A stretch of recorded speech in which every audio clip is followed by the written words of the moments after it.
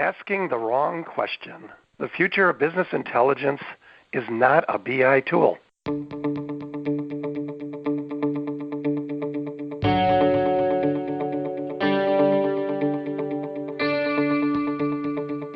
Hello, this is Ron Powell, and you're listening to Fast Forward on the World Transformed.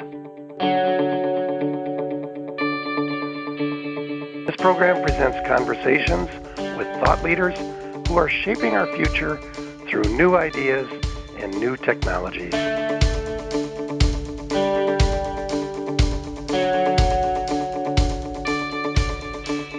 In this edition of Fast Forward, Daniel Mintz, Chief Data Evangelist at Looker, steps us through some common misconceptions about who uses data for business, how they are using it, and what the future of business intelligence looks like. Today's businesses face unprecedented challenges when it comes to the size and complexity of their data sets. New technologies allow more widespread and sophisticated access to data sets than ever before. With such capabilities at our fingertips, it is easy to assume that the future of business intelligence will be a bigger, more complex version of what has come before. But will it? Let's explore. The future begins right now. Live to see it, friends, and welcome to the World Transformed. This program is your guide to an astounding future that lies ahead, a future that will be here sooner than you think. I'm Phil Bowermaster, and I'm pleased to introduce our very special guest for today's program, Daniel Mintz. Daniel is the Chief Data Evangelist at Looker. Previously, he was Head of Data and Analytics at fast-growing media startup Upworthy, and before that, he was Director of Analytics at political powerhouse MoveOn.org. Throughout his career, Daniel has focused on how people interact with data in their everyday lives and how they can use it to get better at what they do. Daniel Mintz, welcome to Fast Forward on the World Transformed. Great to be here. Thanks, Phil. Well, it's so great to have you with us. And I thought we'd start out, let's talk a little bit about that changing data landscape that Ron mentioned in the introduction, because I think if we talk about the who related to data, that already sets us off on an interesting discussion. Who are the people accessing data for their business these days? People who might have to have some access to some level of BI capability. And how are they different maybe from the people we would have thought of as BI users in the past? Sure, yeah. No, it's a great question, a great place to start. So I think the thing to realize is that today, in just about every business you can imagine, data is part of the business. And for a lot of people, the time that they spend at work is often spent in front of a computer putting data into systems. They might not think of their day that way. That might be a kind of depressing way to think about their job, but right. But it is, in fact, the reality of what they're doing. And so the question isn't, will a broad swath of people be using data applications? Because the answer is they will, right? We already know that. The question is really, will they be able to ask questions of the data that they're putting into those systems and get answers back out? Because the very nature of the data that they're putting in means that those systems somewhere deep inside them have answers that would be useful to the business. And so the question really becomes, how do we get that data back out? How do we put it in the right hands at the right time so that those people who've put the data in can get answers, can get information and knowledge and wisdom back out? You know, I think if you're on Excel, that's where you spend most of your time. You certainly think of yourself as working in data. But think about a point-of-sale system, you know, in a restaurant. If you're using, you know, Square or Toast, those are big, powerful systems. And sure, most of what you're doing, if you're manning or womaning the counter, is taking credit cards and swiping them. But you and your customers are actually putting a lot of data into that system, right? And so, you know, it might be useful to know what kinds of things people buy at different times of day. What are the sort of ordering patterns on the weekends versus the weekdays? You know, those systems are collecting all of that data, and those answers are in there. I like to talk about it as data exhaust, right? It's not necessarily stuff that we're very intentionally putting in there, but it is in there, and those systems put off that data exhaust. And so the question is, how do we make sense of that data exhaust? You know, I sometimes use the example of my wife, who's a Pilates instructor, as something that most people would not immediately say, oh, yes, Pilates instructor, there's a data job, right, where somebody's working in a data application. But the reality is she is.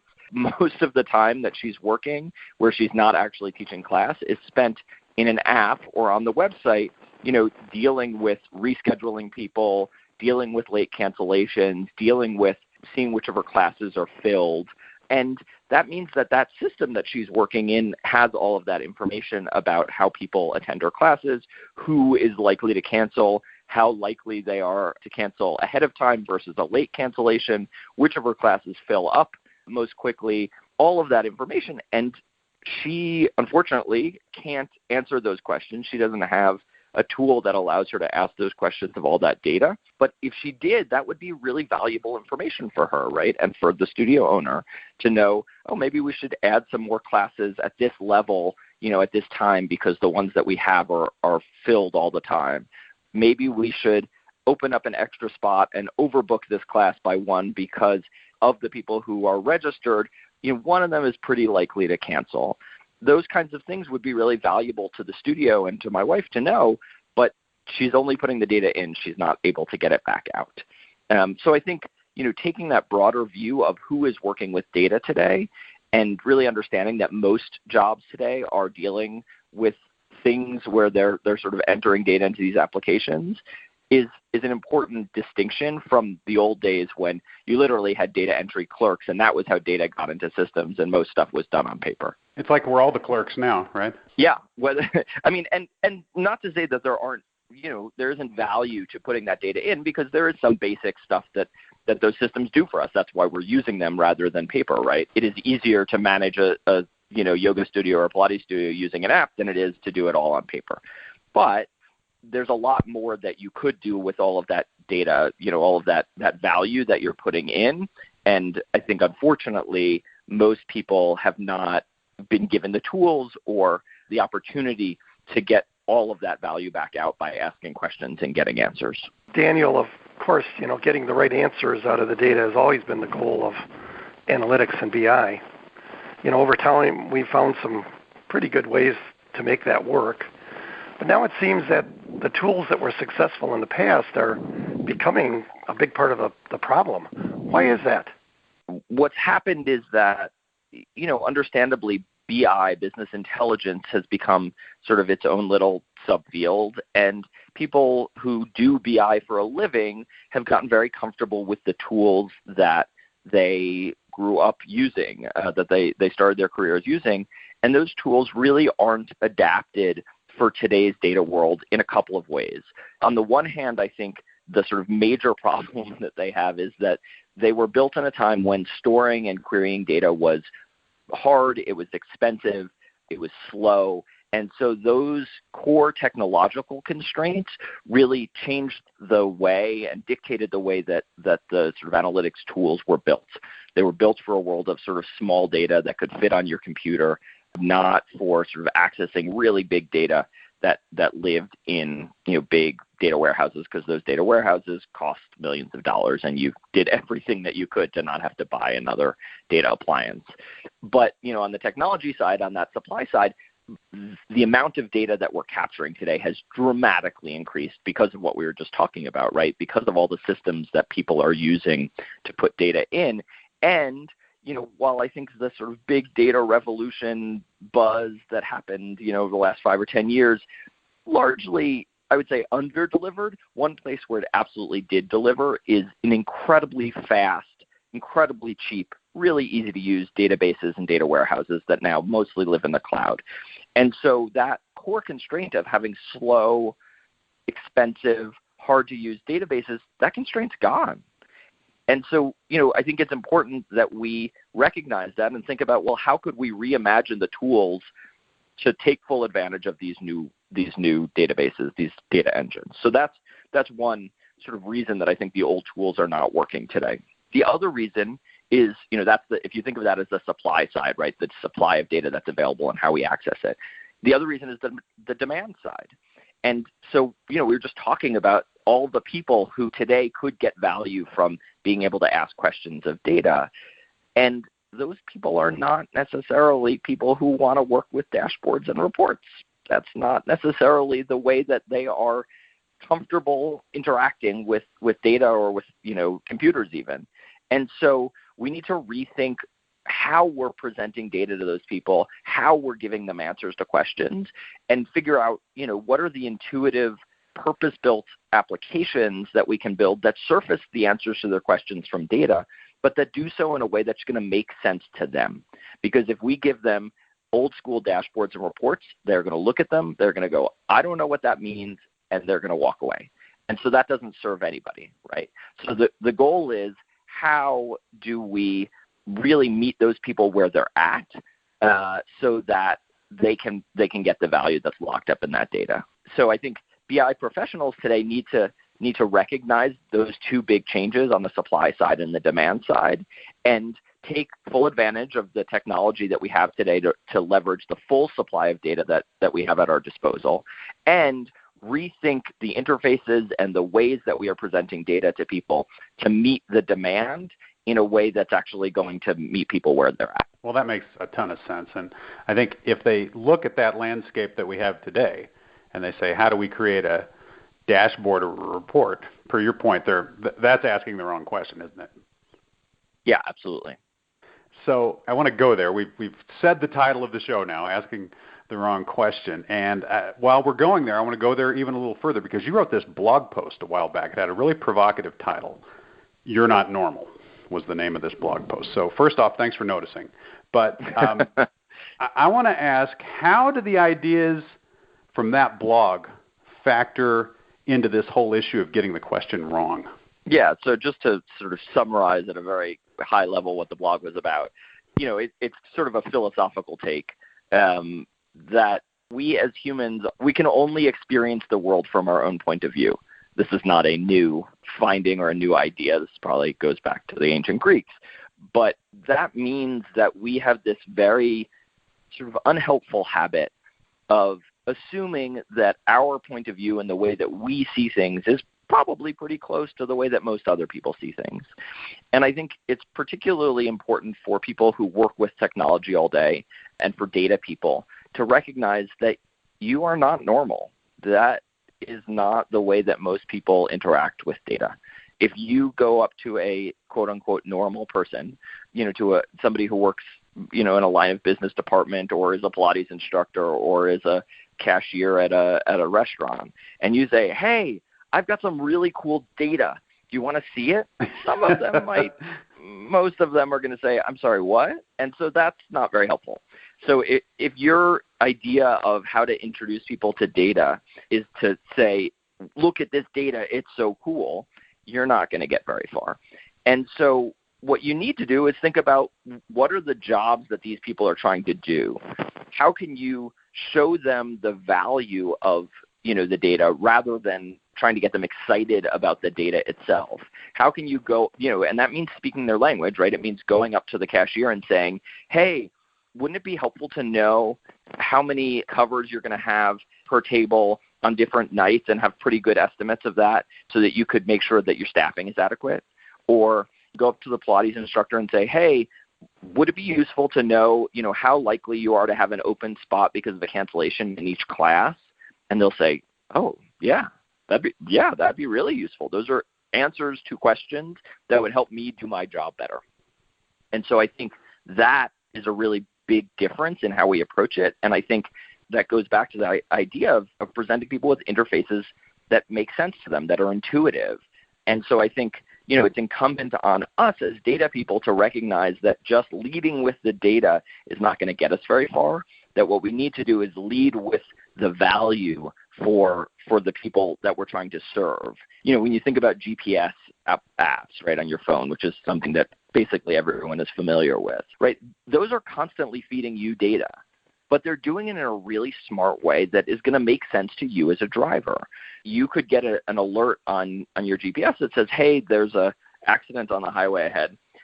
Just wanted you to know. There's no exit. There's nothing you can do. But now you've got 15 minutes added to your travel time. And maybe that's slightly helpful. Maybe you can then call ahead, to your friend and say, hey, I'm going to be 15 minutes late.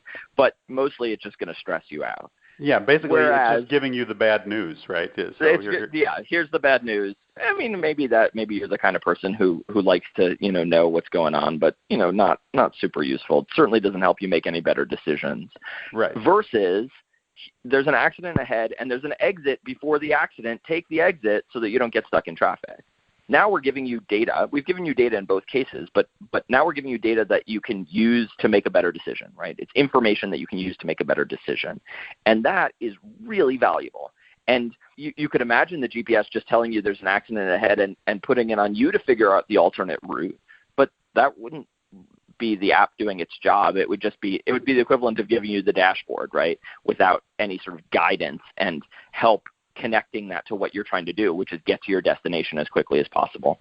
And so I think thinking about that and thinking about how do we serve people well is really important. Another example would be, when you board an airplane, if you ever peek into the cockpit, you've probably seen that there is literally a dashboard there with 1,000,001 controls and dials and gauges and all of that, right? And I mean, that's where we get the term dashboard for BI, right? Literally, yeah. And I mean, compared to a car dashboard where maybe you have a speedometer, a tach, and, a few other things, that is a huge number of things that a pilot might want to look at. Now, is the pilot constantly scanning that dashboard while they're flying and looking, checking each gauge and going, okay, is this within normal? Is this within normal? All right, now let me look at the next one. No, what she's doing is she's flying the plane and she's knowing that dashboard is really well designed and it's going to tip her off if something is wrong and tell her, oh, look at this gauge, right? It's going to set it off an alarm and say, look at this gauge because you're low on fuel or the oil pressure is dropping, right? It's not going to expect her to just constantly be scanning the dashboard and finding the one that's doing weird things. It's going to tell her. And so that's an example of a really nicely refined tool that is intuitive and meeting the user where they're at, right? It's leaving her as the pilot alone to do her job, but to give her the information that she needs when she needs it. And I think that is fundamentally what we should be aiming for as well as we're designing sort of data tools for people. Meet them where they're at, give them an interface that's going to make sense to them, and give them help to identify things that they should be looking at. It's kind of like what Google did when they came out, and they allowed people to ask the question that needed to be asked, and it was a very simple interface. It was really one line, one question, and they were able to get at least the results that could help them find the right answer. So, taking that approach, what do the solutions look like for the different kinds of data consumers that we were talking about earlier?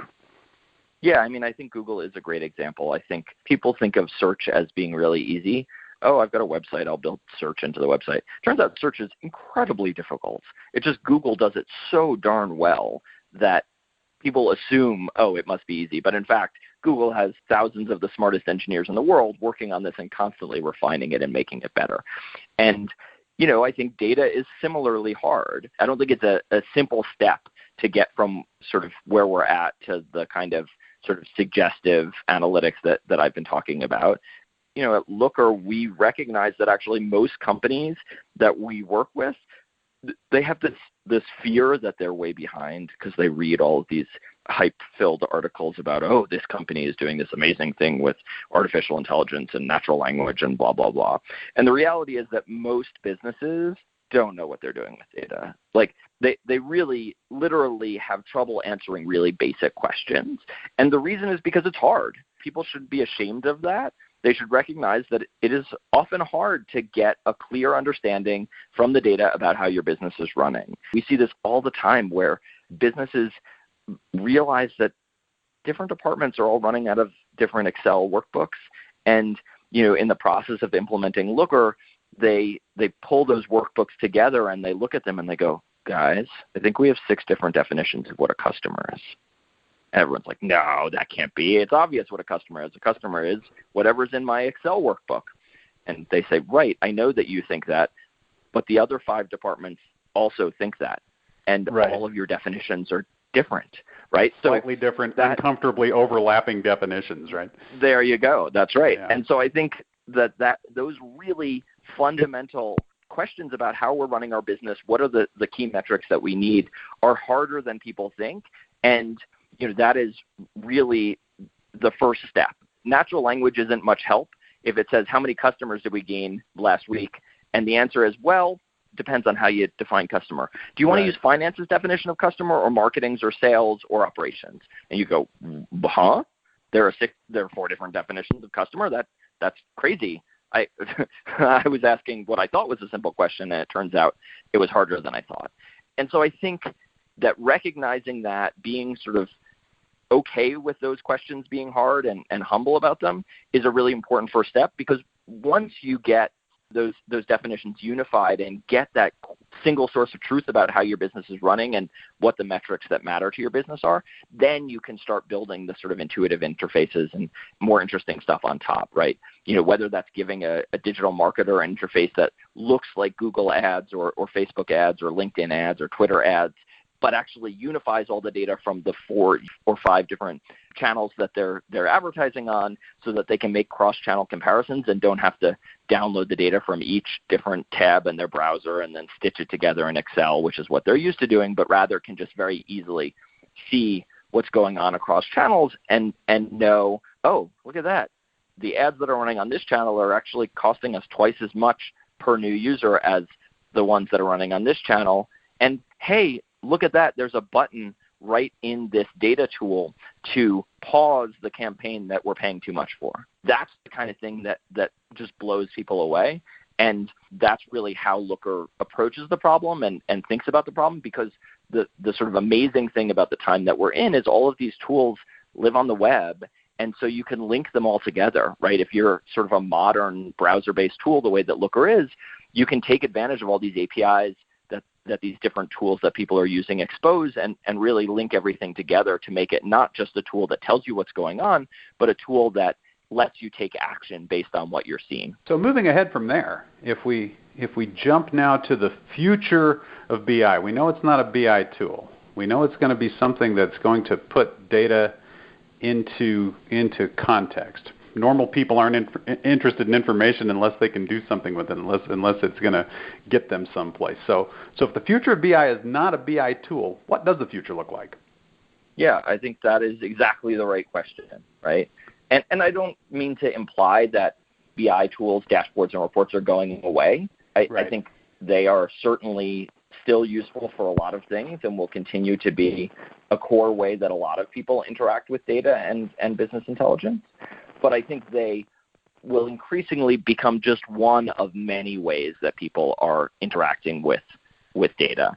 And so I think we need to really broaden our definition of what a data tool is and rethink all of the ways that we can embed data into the workflows that already exist, right? So that if you're working on a warehouse floor, maybe you have a data tool on your iPad, right? We actually have a lot of customers at Looker who do exactly that.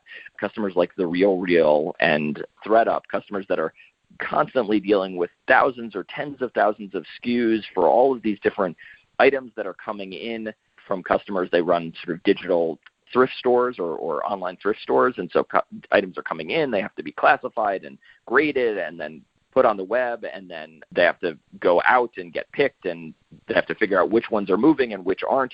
Well, there's no reason that the people on the warehouse floor couldn't get data about that, right? It might look like the Pilates studio example that I was talking about, having a pop-up in the tool that my wife uses to sort of schedule her classes saying, hey, I know tomorrow's class is full, but there's a 80% chance that somebody is going to cancel and you'll have an extra spot. Do you want me to sign and allow one more person to sign up? That would be really powerful. That would be, that's a bunch of money that my wife could make each week by not having an empty seat in her class. It might look like what we built when I was working at Upworthy, where the tools that gathered data about, how different articles were doing, how different types of pictures were performing as the sort of thumbnails, how different headlines were performing, where all that data was being piped back into the editorial tools that writers and editors were using every day. Because if the data is locked away, is siloed in a data tool that is just for data, it just adds a level of friction that often prevents people from actually going and getting it. Whereas if you pipe that data right into the tools that they're already using, I think that makes a huge difference. And so as we think about the future of BI and it not just being a BI tool, I think we need to think both about how do we build specific, purpose-built, intuitive data interfaces for people that then can connect to, via APIs to the tools that they're already using, and how do we bring data into the tools that they're already using, so it's really bi-directional and taking full advantage of the sort of the ease with which we can query data, the ease with which we can move data, all of which is just very different than the world that most BI tools were built in. And so I think really understanding what the current landscape looks like, what the current ecosystem looks like, and how modern tools can take full advantage of that, I think just opens enormous possibilities. And I think that's really where BI is going. If we even want to call it BI, I feel like BI is such a weighted term at this point, but this broader concept of data analytics, of asking questions from data, getting answers back that help us do our jobs better, that I think is the future. Daniel, I couldn't agree more. Getting the right answer to all of the people out there seems much more appealing than just bigger and better dashboards. Daniel, it's been a pleasure. I want to thank you for being with us today. Well, it's been my pleasure. Thanks for having me. That's going to do it for this edition of Fast Forward on the World Transformed. My thanks to Ron Powell, and our special thanks once again to Daniel Mintz for being with us today. And thank you all for listening. We hope you will join us again as we continue to explore a future that is unfolding before us in unexpected ways and at a breathtaking pace. And until next time, live to see it. To learn more about Looker, go to looker.com. To learn more about this program, visit worldtransform.com. Thanks for listening.